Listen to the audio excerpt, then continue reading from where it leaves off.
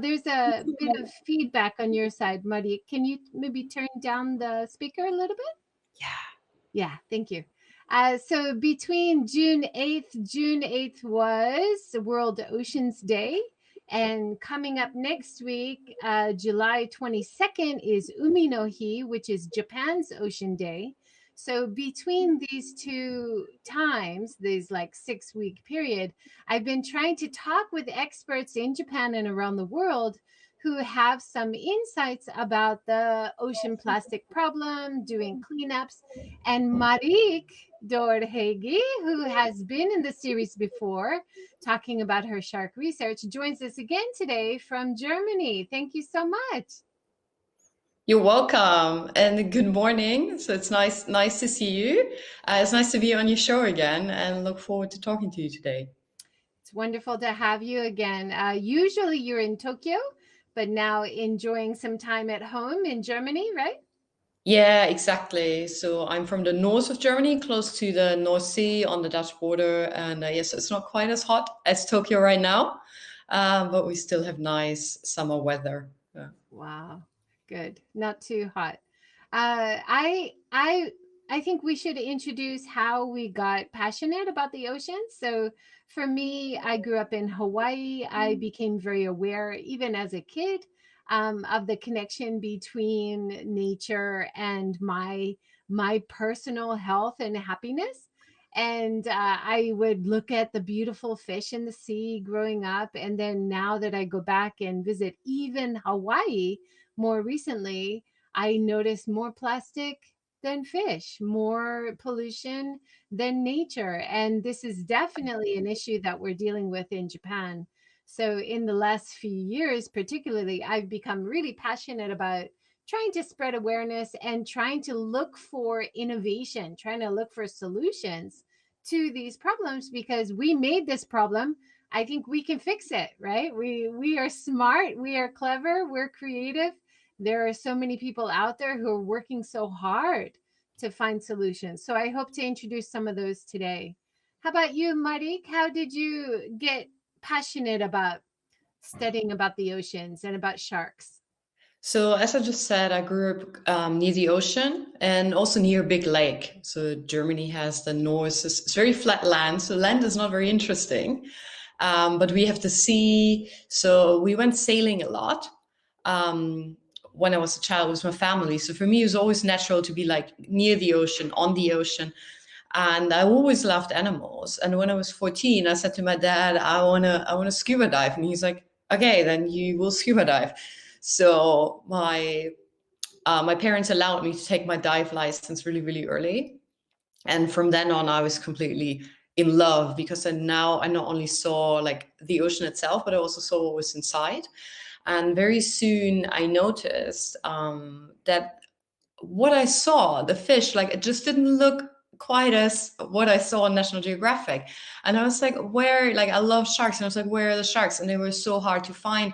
And there were so few fish, or so few big fish. And that's when I learned about overfishing, which, for me as a shark researcher, this is overfishing is the biggest threat to sharks and to many, many other fish populations. And that's when I started becoming passionate about the issue we have. And of course, the two are connected. You said you notice a lot more plastic in the ocean now. And a big part of this plastic in the ocean is something we call ghost gear. It's abandoned fishing gear. And it's gear that keeps on fishing and it keeps on killing, especially large marine animals like turtles, sharks, dolphins, and so on. So that's why I'm, of course, also very passionate about this topic as well. Yeah, fantastic. Oh, well, horrible, but fantastic that you're researching it, that you're helping to spread awareness, and you're writing about it as well on articles that you write, as well as for your research for your degree. Is that right? Yeah, exactly. So I completed a PhD in Japan at a university in Tokyo. I did my research on the sustainable shark fishery, the sustainability of the shark fishery in Japan. And I often, I've been on Shark Week last year. Sadly, no Shark Week for me this year, which is actually happening right now. Because of COVID, we couldn't get the film crew over. I've appeared on podcasts, I read articles, and I also have my own startup together with a business partner in Bali. So what we do is we want to include local communities in marine ecotourism. So we often hear like, oh, marine life, like sharks are so much more valuable alive than dead, which is very, very true for often foreign-owned dive shops, so big hotel chains. And we want to make sure that some of this money flows back to the local communities so that they also have incentive to actually protect these animals instead of poaching them. That's a really good way to incentivize and to provide income for keeping these animals alive instead of killing them. And I think we talked about that in the interview on Seeking Sustainability Live about your research. That's such an important part of it, to show economic value, right? Yeah, exactly. Yeah. Now, let's talk about some of the pages that you shared with me. Hi, Walt from Ireland. Hello, Louise from New Zealand. Thank you guys for joining. Great to see you here. So let's talk about the plastic garbage patch. Can you introduce that? Yeah, Show so the often I website. think when we hear about ocean plastic, I think people have two questions. It's like number one, it's like, where's it coming from? And then number two is, where is it going to end up? And is it going to stay there forever? So maybe even before we talk about like, so the Great Pacific Garbage Patch, which is probably quite famous by now. People often like wonder where it's coming from, like where is all the plastic coming from? And there's different sources. So one source I already mentioned is coming from like fisheries, other marine nautical activities. There's like rubbish and especially plastic being dumped in the ocean. Plastic makes up about 80% of what gets dumped in the ocean, so marine activities, and that's only like a tenth or so of it. But about 90% it comes from the land. And again, like people throwing things away at the beach or like off a ship is only a small part. A lot of it comes, like I see you have good footage there. For us in Asia, Joy, one of the biggest sources of ocean plastic entering the ocean is rivers, especially rivers in Southeast Asia. So we have a lot of communities or countries that are underdeveloped. So they do not have a municipal waste management system. They literally, a lot of these people, they throw everything in the river, not because they're evil, they have no other choice. No one has ever presented them with another choice. And as we know, all rivers eventually flow to the ocean. So that's it's a big source. And then with the garbage patches, so especially Great Pacific Garbage Patch has gotten so much media attention over the last few years. That's where a lot of the plastic eventually ends up. So as we know, the ocean has currents, and the currents they converge, and that's where we have like big patches where finally a lot of that garbage accumulates. It's a bit difficult to show the website right now. I'm trying to present the website. Yeah. But if you search Great Pacific Garbage Patch, it's pretty easy to find information and images. It's absolutely stunning how massive the problem is, and it's being addressed by organizations, but it really needs to be addressed by changing the way that we shop and putting pressure on the companies to change how much plastic they're putting into our products. And we want to buy the product, right? Why are they selling us this plastic container that can't be recycled, right? Why are the fishermen using plastics that are going to be there for 500 years? So we need to stop the source, turn off the tap, so to speak, right? To Yes. help with some of these problems. Yeah. Yeah. So I think definitely at the base of that pyramid, like how do we solve this problem? There's definitely we have to produce and consume less plastic, single-use plastic, and then the next step would be create more durable things like reusable packaging and so on, so that we have less. And of course, recycling also comes into it, but it's only kind of the third step where we're like, hey, we recycle it, or even just have other forms of proper waste management.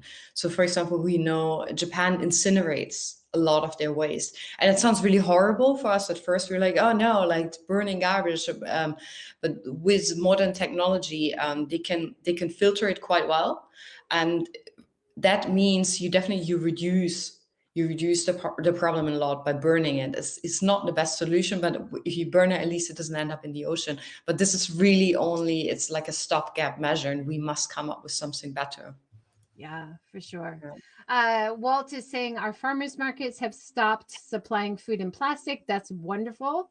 Mm-hmm. We also have a few farmers that I've asked if they can ship at least my vegetables in newspaper, and they said some of their other customers have asked for that too.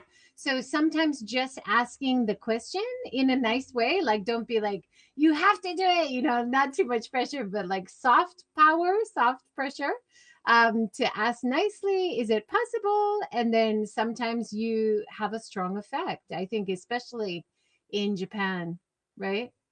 Yeah, exactly. I think so as well. And of course, like companies, they will cater to what they think people want. And as long as they believe, like, oh, people want this convenience, or they don't mind the plastic packaging, they don't really have any incentive to change it.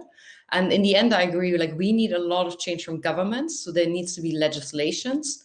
Um, that, for example, not only prohibit some things, but also incentivize other things, so that we all have incentive to use less garbage, to produce less garbage, to look for alternatives.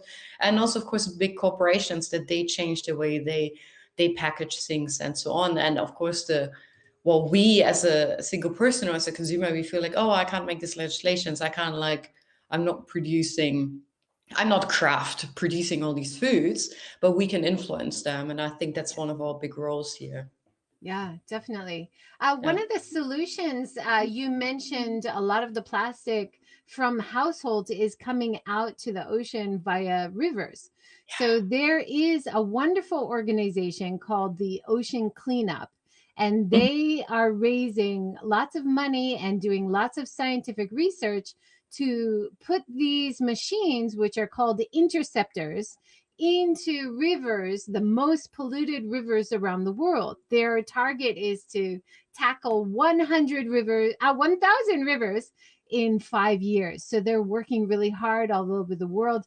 They have a fantastic podcast, so you can listen to their activities with their staff in countries around the world, as well as at the ocean garbage patch. They're trying to have interceptor machines there to collect the garbage and then to reuse a lot of what they collect to make products, which then they sell, and it funds more of their activities. I think this is one of the big problems for good corporations, good organizations who are doing cleanup is, how do they make money from it? Who should pay for it? That's a big part of the problem, don't you think, Marie?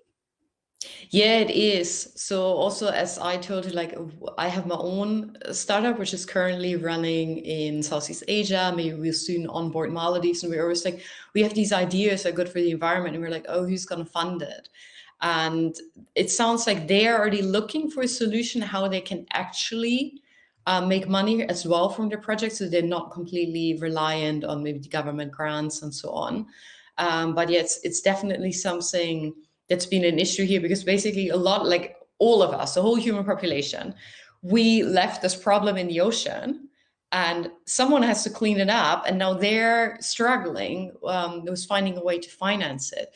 So which also always makes me think, like, definitely there's a lot of government responsibility, big corporations, and so on. But currently, we're not forcing anyone to do that right now. It's definitely a big problem, because if we consume plastic, if we use plastic, we should already factor in that we somehow need to dispose of it.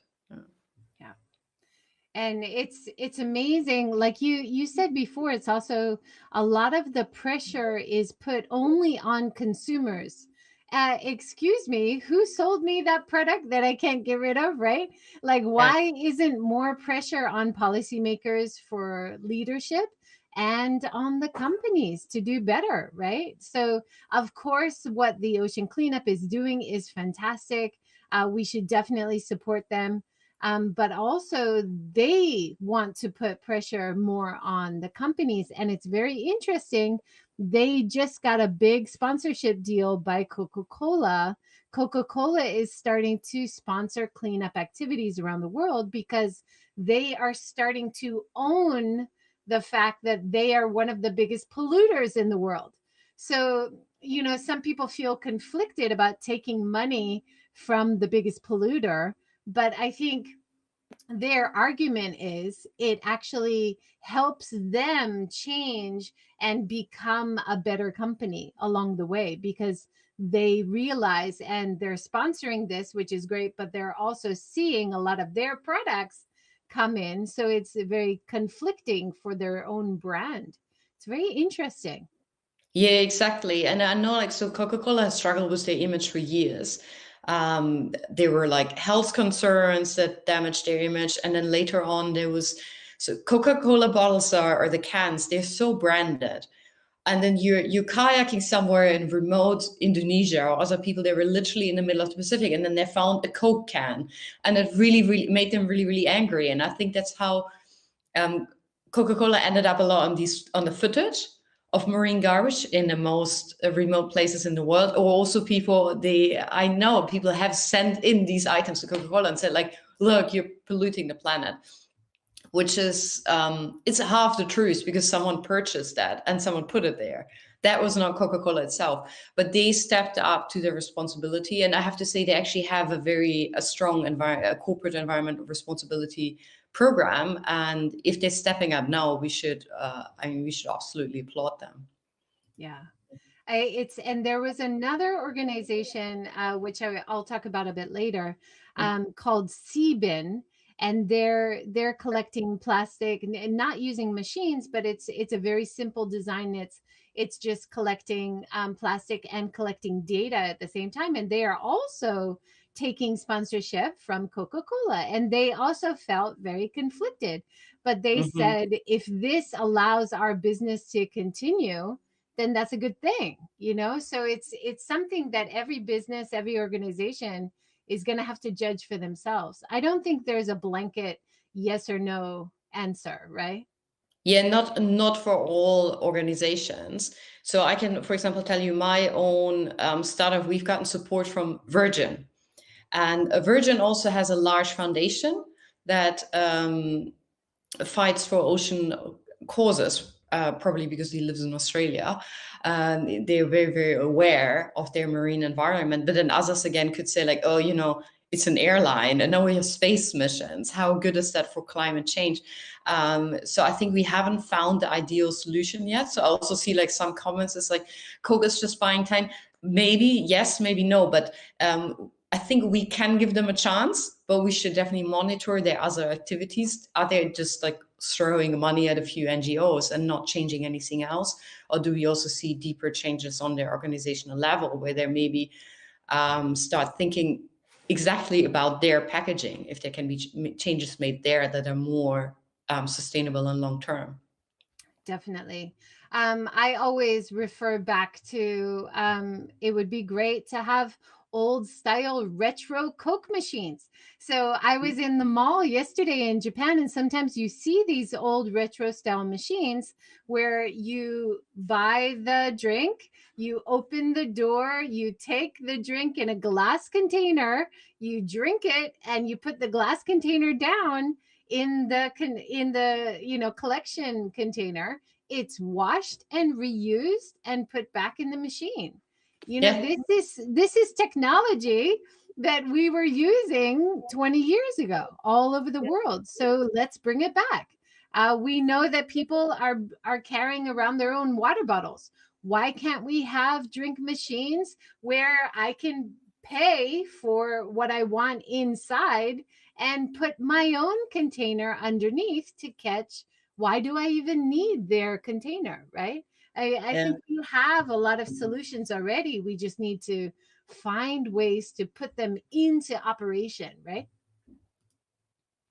Yeah, exactly. I think now, 2021, we have pretty much developed full solutions for all these problems. We can technically do it, but what often is the issue? How do we make it work in reality? And like, for example, interrupting existing supply chains and replacing things with something new. So now, yeah, everyone got so used to plastic bottles and to cans, and the process is existing, the supply chain is existing, and we need to yeah, so that needs to be interrupted.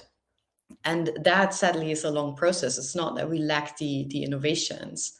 And yeah, also someone is mentioning plastic bottles are lighter than glass, and that's why eventually the switch was made, because of course these companies, they have a lot of consideration besides environment, and then often the economic considerations were put at the forefront, especially when these decisions were made. Like we had the plastic boom, I think it started in the 1950s, that it became so commonplace. And it was all convenience, and no one calculated the real cost. And now we are faced with the real cost, and we're like, Yeah. okay, who's going to take the trash back out of the ocean? Yeah. Yeah. Definitely. Something that I didn't realize, and I don't know if you knew this, Marik, but when wine is shipped, maybe only from Australia, probably not, probably any wine country, when wine is shipped from Australia to Japan and many countries, it is shipped in giant, like inflatable containers. And then it's bottled in the country that's going to sell it. So it's not shipped in bottles. And I think this is probably true for a lot of drinks. It's Hmm. shipped in big containers, which is just the liquid. And then when it arrives for bottling, or maybe the recipe is actually done in the country where it's sold. So I think this, we want more transparency. We want to know where all the costs are. Is it from the shipping? Is it because of weight? Like, just tell us, and then we'll help you find a solution, you know. But I was really surprised to hear that it's not often, it's not bottles being shipped around the world. That was really interesting. Yeah, I didn't know about that, but it makes a lot of sense because probably arrives from Australia to Japan by ship, and the space is very sparse on these ships, so it saves them space, it saves them weight, because if you overload your ship, it's gonna like lie so much deeper in the ocean. There's like there's all these like limits on that, so that's a really really smart solution. But it also means like, okay, so we can have a local or national change. Like it doesn't need to be changed necessarily at the source. So I can tell you something else that you might find interesting. For me, it's been like this my whole life, for 3 decades. So I'm in Germany now, and I know Americans always comment on it. They're like, oh, all the Northern Europeans, they like, we like to drink sparkling water, and our sparkling water comes in glass bottles. I know you can also purchase, like at the drinks market, you can purchase in like plastic bottles, but almost no one does, because people prefer glass bottles. Like someone also said in the comments, they like drinks better from glass bottles. They feel it tastes better. So we have all these glass bottles, and then once we're done with our container, we can either call the drinks market to like come and pick it up, and they'll pick it up again. Or we go back and we return all the bottles, and then we get our deposit back. So all of these glass bottles, they have a deposit, 20, 30 cents or something.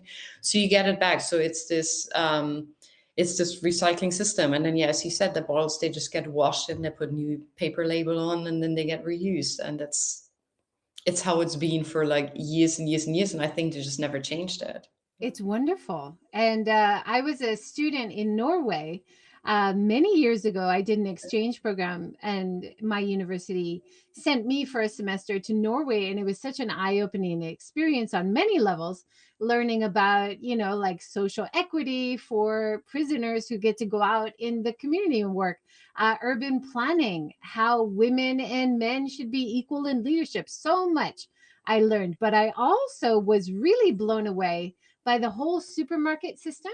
So when I went to buy milk or juice or soda or beer, it was in the same size bottle.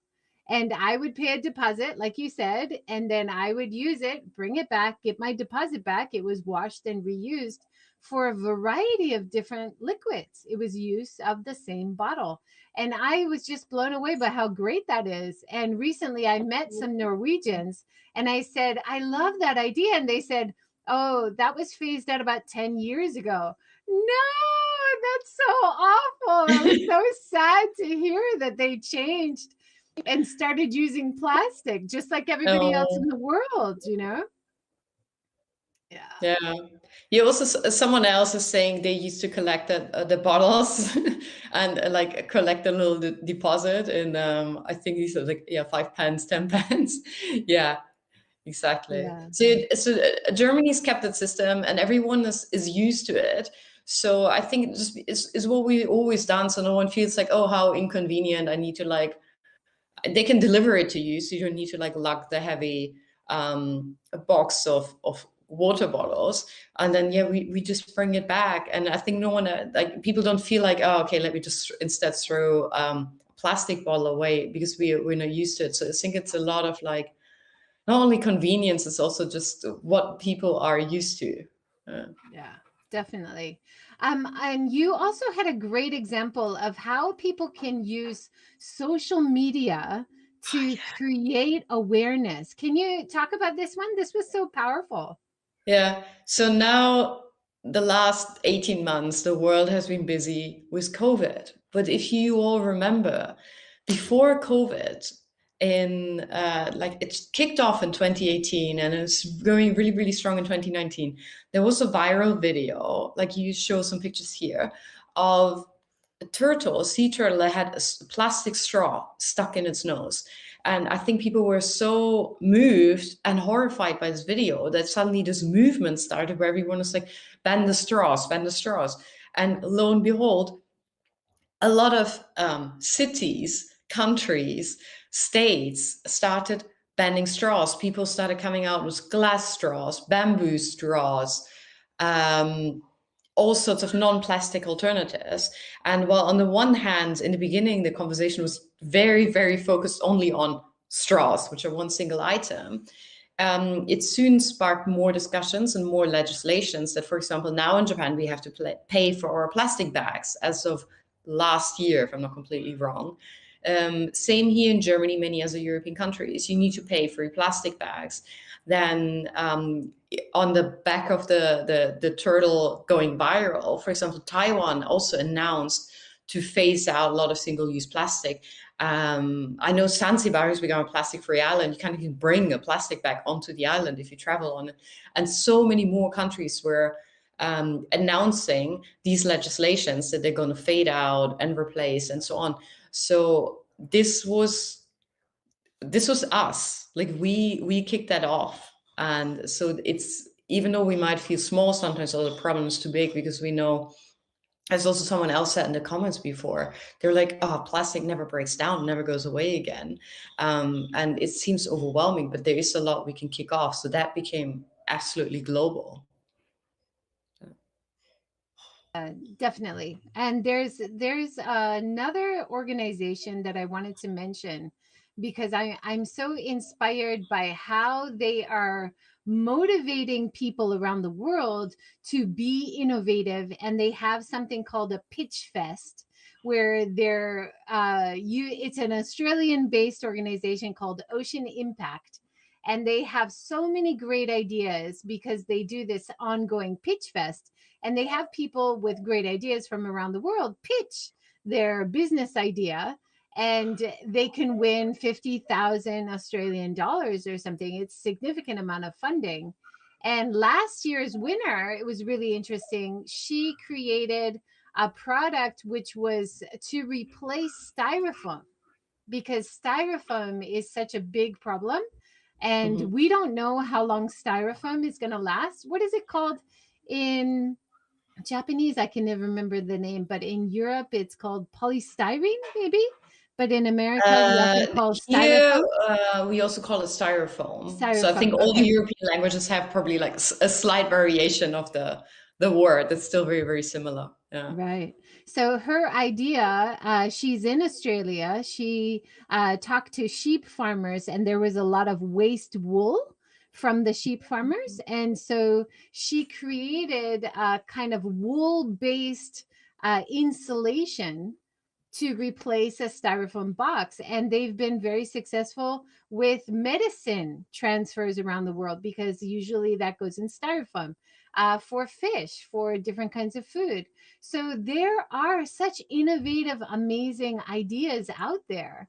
And if you have this kind of contest, you can draw in a lot of this innovation and then share it to other people around the world who might try something similar in their area.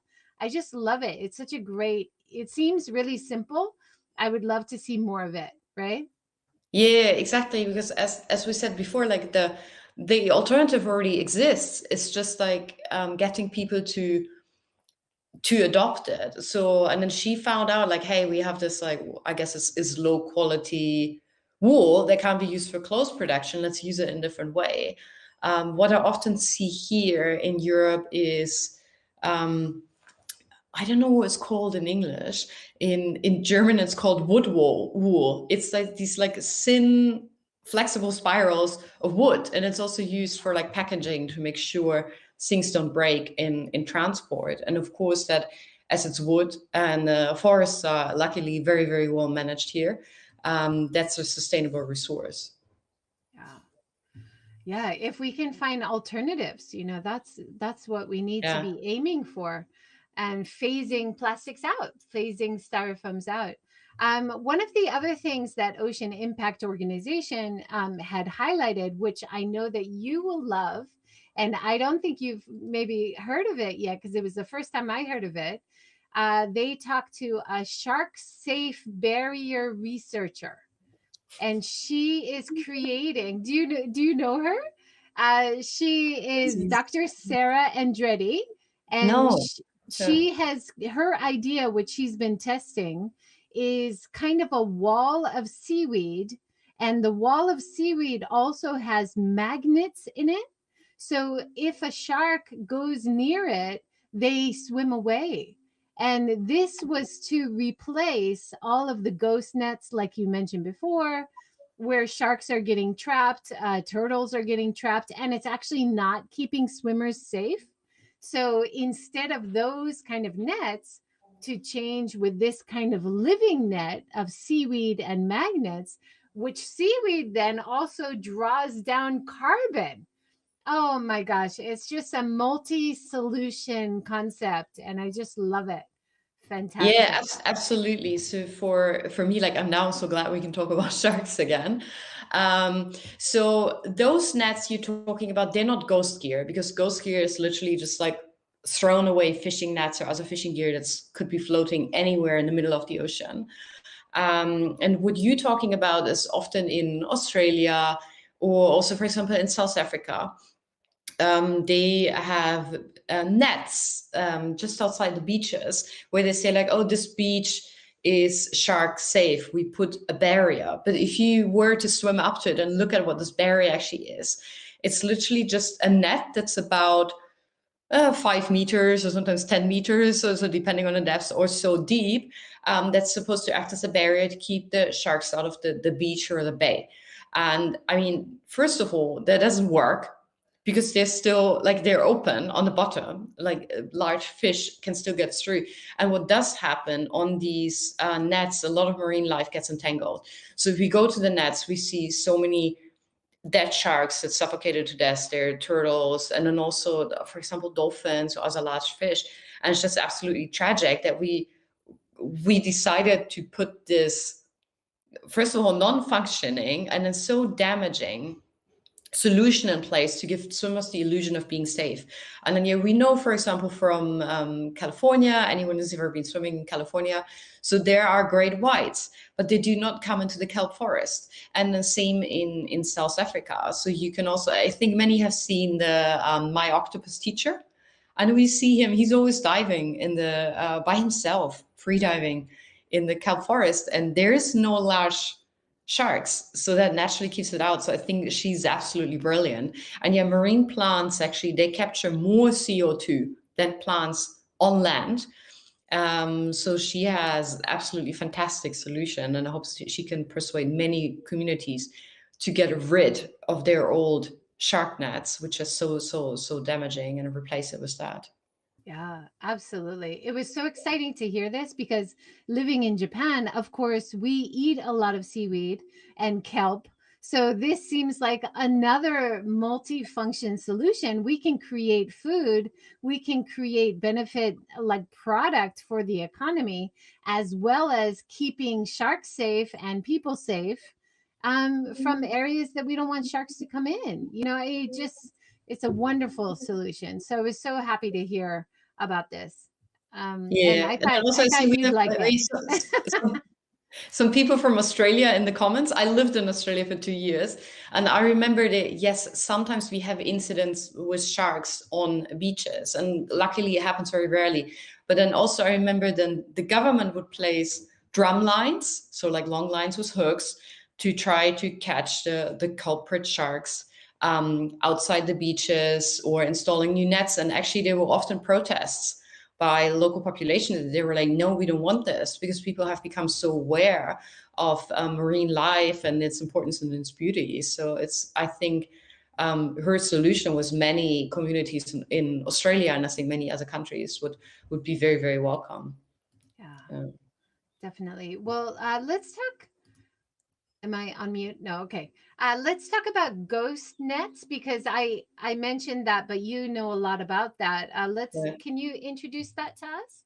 Yeah. So if you think of ghost gear, so it's fishing gear that's been abandoned. So these can be nets. They can also be long lines. So monofilament lines with hooks on them. And sometimes fishers abandon their gear for different reasons. So one reason can be the gear is damaged, and they're like, oh, I don't need this anymore.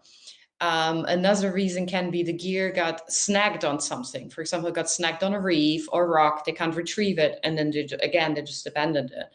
Or sometimes it get lost. It snaps, the lines that connected to the ships snap, or other types of gear, they can't find it again.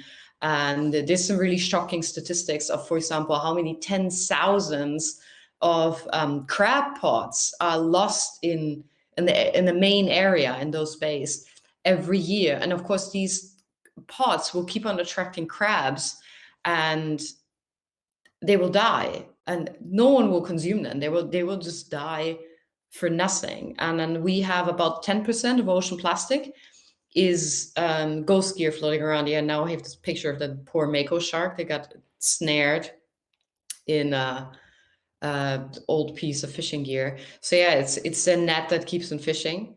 It's extremely damaging to marine life, and we haven't found a great solution yet, because so really now the only thing is, if you come across ghost gear, the only thing you can do is collect it. There's rules, legislation. So fisheries are, in many countries, of course, are regulated. So by now, fishers are in most places in this world, they're not allowed to abandon their gear anymore. So legally it's not allowed, but about 30% of fisheries are what we call IUU fisheries. So illegal, unregulated, unmonitored. So a lot of these IUU fisheries, so those fishermen, they don't bow to the regulations, and they will still abandon their gear if it's convenient to them. It's so sad. I've seen Yeah, people commenting as well, really yeah, sad. And it's not just sharks, it's not just things we're afraid of. It's a lot of fish that people would like to eat. It's a lot of good turtles that would live hundreds of years. Like this is ridiculous that this is just allowed to keep being used because it lasts, we don't even know how long, maybe 500 years, right? yeah. One of the things, the litter collector in the UK that I talked to, she finds a lot of small pieces of net Hmm. because now there is some policy that you're not allowed to abandon your net. So she knows that a lot of the fisher people are cutting up the nets and then throwing the pieces overboard. So then she finds all the pieces. So let's find better biodegradable, I don't know, more natural materials that don't end up snagging loads of bycatch, that don't need to die, right? Yeah, exactly. So first of all, yeah, we need the policy, and we need like the buy-in from the fishers that they like agree on not abandoning the gear anymore. And then we need to have different gear. So for example, Kelly, I can tell you back in the day, the Japanese shark fishermen I spoke to. So yeah, nowadays they use monofilament line, or the nets are also made from plastic. So as we know, it takes centuries to degrade into smaller bits, which are still not good, but at least less harmful than having a net keeping on killing marine life. But back in the day, their nets were made from hemp. Wonderful. Much, Yeah, much better. yeah, Yeah. much better. And this was another ocean impact organization. Great talk that I heard. One of their Pitch Fest people they interviewed. She's an artist in Australia. And this really, it lightened something up in my brain too, how important it is that we have so many different kinds of people involved in spreading awareness. So she's an artist. You don't normally think of artists as being an important part of the process, but she's taking fishing nets and ghost net material and creating beautiful art that she sells in galleries and online, and in that way spreads awareness to an entirely new group of people that normally wouldn't even be thinking about these problems, maybe, Mhm. Yeah, really I think the interesting. awareness is like a super, super important part. And then if she can turn it into something beautiful, it will be easier to get people to look and to interact with the topic. Because as we all just said and we saw in the comments, like we had pictures of turtles and sharks dying in abandoned fishing gear, and for all of us we were like, that is just so sad. And it's a topic where a lot of us were like, oh, I don't want to look at that, I don't want to deal with that, because I find it so overwhelming. Yeah, definitely. So yeah, she's really inspiring. She has a beautiful Instagram page where she shows how she takes these gross, gnarly ropes and nets, and she disengages and detangles them, and then she weaves them again into these beautiful art pieces. It's just incredible. Yeah. Oh, I have her website here. Let me see if I can show it. It's like fantasy, or Mhm. something you would see in science fiction film. It's not something I would ever be able to imagine. I love that about art, right? How it just Mhm. opens your mind to a whole new world. Let me see if I can get it bigger. So this is her website, and these are Oh her wow. creations. So there's big It's wall. very, very mermaidy, right? Yeah, Yeah. very, big wall hangings, like art pieces that might be displayed in a house or hotel. It's amazing, isn't it? And then if people look closely or are very interested in it, or people who buy it, maybe they learn about, oh, this is from fishing gear. Oh, maybe we need to think about that. Like it totally comes at the problem from a new Hmm. direction. So I really love that. Yeah. All right. Yeah, You it's want to, really beautiful. yeah. Do you want to talk about plankton? I thought that was really Yes. So I saw fascinating. someone just Yeah. mention plankton in the comments. And yeah, if we so going back to the basics, if we think of ocean plastic, like how does it harm marine life? And there's three main ways it harms marine life. Like one is it ensnares it, kills it. Another one is what one of the commenters just mentioned, they eat it. And then if marine life eats microplastics, so smaller bits of plastic, depending on the size of the creature, it harms them in two ways. One way is the plastic can leach toxins into the plankton or the fish or the seabird, and then they can die from that. And the other reason that they can die is instead of proper nutritious food, they pick up plastic pieces, it fills up the stomach, the animal feels full, but there's no nutrition, and then they starve to death. So the plastic can starve animals, it can poison animals, or can ensnare animals. So yeah, I absolutely love plankton. So recently I It's started going a lot of night gorgeous. dives. So if you go on Absolutely night dives, or beautiful. like Yeah. if you go on night dives in the absolutely pitch black open ocean, it's called a black water dive. And at night, a lot of the plankton comes up from the deep because now it's safe for them. So they come up to forage. And then if you look closely into the water column with your torch, you see these absolutely magnificent creatures floating around everywhere. So of course they will be like near microscopic, like this big. But I seen, like, for example, little baby squid. They were like less than a centimeter, and they look like a perfect like mini architoitus, like mini giant squid in super tiny. And you see fish, you like oh my god, I wonder what kind of fish is that gonna be once it's like larger than a few millimeters. And yet even these planktonic creatures, they also suffer from marine plastic, especially from microplastics. Yeah. You also shared a video, which is not playing for some reason, but showing how at a microscopic level you can see how the plankton are taking in the plastics. And this is such a big problem for bigger fish as well, right? And birds, seabirds. Yeah. We were cleaning up the beach the other day in Hiroshima in Japan, and one of the volunteers is a young high school student, and he said, oh, it's so difficult to see which is natural and which is plastic.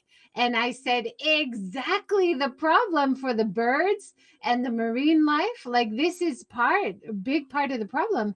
It looks like food, it looks Yeah. like something that should be there, you know? Yeah. So, for example, turtles eat a lot of jellyfish, and a plastic bag floating in the water looks a lot like a jellyfish to turtle. So they will eat it, and then it will often get stuck in their system. And then also, as we said before, so the only thing that plastic does. So plastic is photosensitive, so it reacts to the sun. And the sun, I think anyone who's had like old beach toys or something, like how your plastic toys, they're like dry out in the sun and then the color fades and becomes brittle.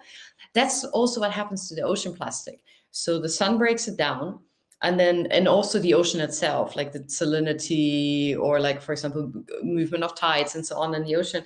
So it breaks down to smaller and smaller pieces. And eventually the pieces are small enough that they can be ingested by plankton. And then sometimes it passes through the system, they can get rid of it again, and nothing happens. Phew. But other times, yeah, it can get stuck in the system, or toxins can leach out to them. And if you think of plankton, plankton produces about half of the world's O2, of the oxygen. So of course we have trees producing oxygen, but again, the what's happening in the ocean like influences us so much on land. The plankton is really important for that. And of course, plankton, like a lot of like the baby fish, coral at their larva stage, all the invertebrates, what else? Sea snails, crustaceans, they all start off as tiny plankton. So if they get damaged by microplastics, we're starting to damage the base of marine life. This is the video that you shared with me from Vox News, and it's talking about how microplastics is eaten by plankton, and it shows some great footage from that. And it also talks about how from our clothing, it's sending microplastics into the ocean. Do you want to talk about that a little bit? Yeah, exactly. So of course, a lot of we used to use a lot of wool and cotton, and then at the same time around when plastic became very popular in the 50s, people starting to use artificial fabrics like nylon, polyester, acrylics. And these researchers studied what happens to that. And so if we throw our polyester and nylon clothing and acrylic clothing into washing machine, what happens every time like a few bits will get washed out, and they will enter the water cycle from our washing machines, because our washing machines currently, that we currently use, they do not have any filters. And then these like tiny bits of like acrylic and so on, they're just small enough to be eaten by plankton, and sadly they can harm them. And here we see like the biggest, the areas where we see this occur the most is also, yeah, for example, we have South Africa, we have like a hotspot around, or in Europe, this is where there's still a lot of people in the developed Western world, where we, for example, with fast fashion, we consume a lot of these clothing, wash them a lot, and then throw them away again. And so they were also discussing solutions. What should we do? So of course, maybe many of us by now, again, like we prefer cotton or we prefer wool, but then we also have still the problem that often there are mixes of fabrics, like maybe it's 80% cotton, still 20% acrylic. So okay, it's reduced a bit. But what we really need to do is we need to filter it. So right now it just goes unfiltered from my washing machine into the drain, and then eventually into the river and into the ocean and so on. And yeah, we just saw like acrylic is the worst, is one of the worst, and polyester the worst shedders, the most harmful. So they're thinking now about solutions, and putting filters into existing washing machines is really, really expensive. So again, probably we need to ask Bosch and Miele and all these other washing machine producers to please include filters so we can filter it out. And one thing what I do now is I use a net, like a bag that I put my clothes in, and then it gets washed in that. And then you always see at the end of your wash, you have like a tiny amount of like, it kind of looks like dust, yeah, of like those fabrics, so you can take them out. And then in my case, so I put it into our recycling systems, that at least then it doesn't end up in the waterways. Oh, that's a great solution. I saw those net bags for sale in Patagonia, and Mm-hmm. Patagonia is a very ethical company. They're trying to also own their part of the problem as a manufacturer and producer of these kind of man-made synthetics materials. So you can buy a bag and wash your clothes, like you said, and inside your machine, it'll catch the microplastics. But you're right. If we had kind of a filter in the machine or a filter in our sewage system, in the wastewater system, even a filter from the river output before it goes in the ocean, catching microplastics as well as bigger plastics, these are all solutions we should at least be trying, right? Yeah, exactly. And then, sorry, I think all of you can hear my dog barking now. Sorry about that. Yeah, exactly. We have a lot of solutions. Like, for example, I said, like, okay, in the future, next generation of washing machines, we can start using the filters. Maybe we should rethink what we make our clothes from. And for now, we should just use the bags. And I think we have so many solutions. It's just like adopting them. So I think if all of us think back, when I was a very small child, and I think many of you remember, we had a huge problem with the ozone layer, and that was connected to hairspray. We do not have this problem now anymore, 3 decades later, because people recognized the problem. They saw that it was unacceptable that we, especially for anyone who's from Australia, that we're losing the ozone layer. And we had to phase out the gases we were, for example, using in hairspray, deodorant, and so on, and replace it by something else. And that took a while for things to catch on. But what massively helped is that people were adamant about it. They weren't accepting it anymore. They demanded something else. And then governments realized that they banned the gases that were harming the ozone layer. And then also companies adjusted and replaced it with something else. And now this is, thankfully, is a problem of the past, which was solved by replacing something that doesn't work anymore when we found out it didn't, by having a massive like bottom-up pressure, and companies and governments adjusting. So we can definitely do things, but things take time. And it's like, I feel so impatient about this. But yes, we have all the Ocean Pitch Fest or other accelerators. That's also how my startup was conceived. So things are happening, but we really, really all need to be, we need to be doing our thing and putting pressure and making sure these discussions lead to actual action. Absolutely. And we need all players, all hands on deck. It takes a village. We need policymakers, we need people in companies, we need consumers, we need activists, we need volunteers cleaning up beaches, we need schools changing the way they educate kids. It's really a big effort from all angles. One of the things that I don't think we've touched on yet is about ocean currents. Yeah. Did you want to talk about that? We have 5 more minutes. Yeah, maybe just briefly. So the ocean current, Okay. earlier we talked about the Great Pacific Garbage Patch. How does it happen? And it's the currents. So the currents that move our ocean. So actually nowadays as researchers, we don't speak about seven seas anymore because they're all connected. We just call it one ocean. The way they move, they will accumulate the garbage. So there's an Atlantic garbage patch. There's two Pacific garbage patches because the Pacific is very, very big. This East and West Pacific one, you can kind of see how it goes around like this in the Pacific. And then on each end, it will accumulate. And we also have another garbage patch near Australia and one in the Indian Ocean and so on. So eventually all these converging currents, they will collect the garbage in one large area. So often we see these images online, it kind of looks like a carpet.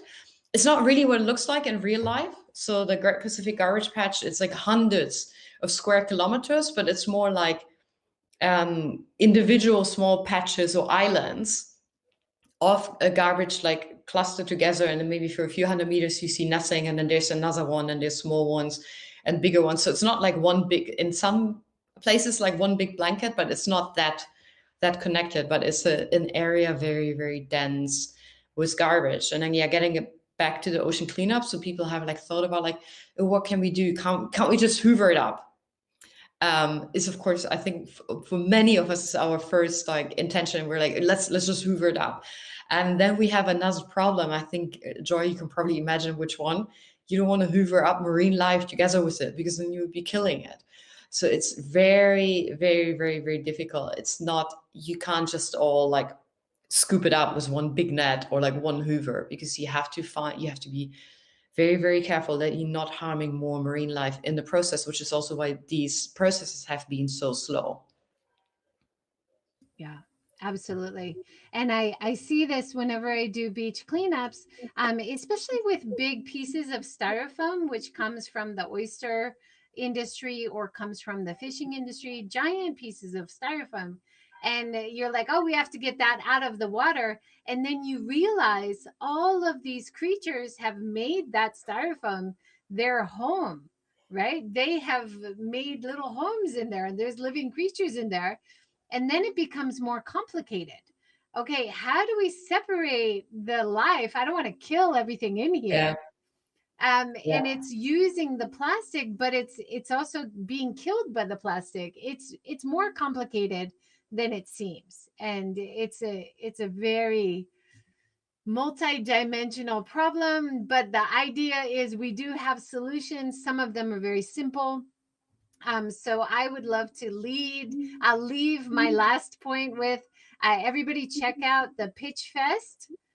They are just about to start a new round of Pitch Fest right now for Ocean Impact Organization. And although it's based in Australia, they take ideas and innovators' ideas from around the world. There were some great ideas from Korea and America and Australia and Europe and everywhere. So I would recommend people, if you're looking for something inspiring and innovative, some good coming out of all these big problems, definitely have a look at Ocean Impact Organization and the Pitch Fest 2021. I'll be watching, and it's about to start soon. Mareike, do you have any final words you'd like to leave us with? No, I think you ended it quite well. That is, we're looking at a massive problem that has been created over decades, when humans were like, oh, plastic is so convenient, and we didn't know the impact it would have down the line yet. But there is solutions, and it's gonna take time to implement them right. But we have so many stories from environmental history that, for example, acid rain is not a problem anymore. We solved the ozone layer issue and many others, and we can also solve or at least lessen the impact of ocean plastic. Definitely. That is a great way to leave it, with a little bit of remembering how we've solved other problems and we did it. So let's Mhm. think about how to solve these problems we're having now, and let's do it. That's a great way to end it. Thank you Yeah. so much. Thank you. That's awesome. Thank you guys so much for joining. So many great comments and questions today. Thank you, Mareike, for joining all the way from Germany. I know it's really early there. I appreciate you tuning in and sharing so many of your insights as a researcher. I think it's really important to hear your point of view from all your interesting research. So please keep up the great work. Thank you. Thank you. My pleasure. Speak soon. Speak Bye. soon. Take care. Bye, everyone.